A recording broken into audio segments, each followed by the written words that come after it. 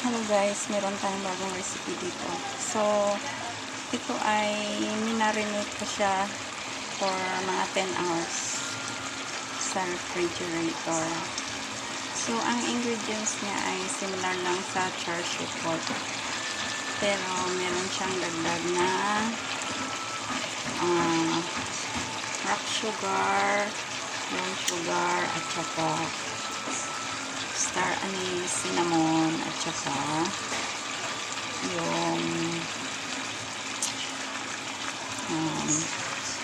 ating seeds. So, tinanggal ko na ang seeds dito guys.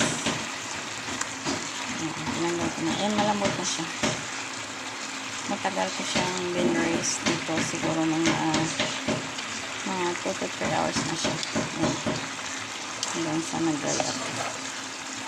Ayan, nag-dry up na. So, ready to serve na ito. Ready to serve na ang ating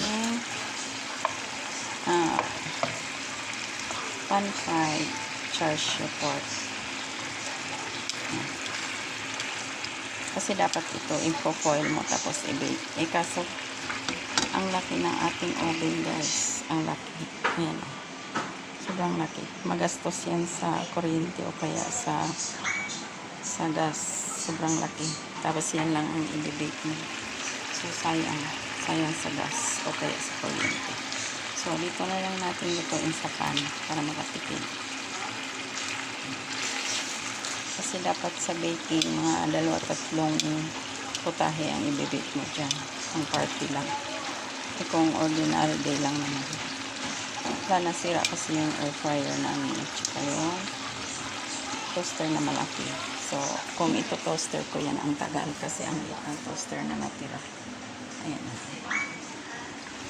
So, dito na lang sa pan. So, okay naman. So, ayan. Luto na siya guys. Ready to serve na. So, ang serving time, slice natin yan para madaling kainin kasi maghalo itong pork chop at saka yung parang rib-eye na part ng pork. So, yan. Hindi ko sure sa part ng pork na to, pero meron siyang bone. Ayan, bone siya. Ayan. So, ayan guys. Hindi ko kabisado yung mga parts ng pork. So, thank you so much guys for watching.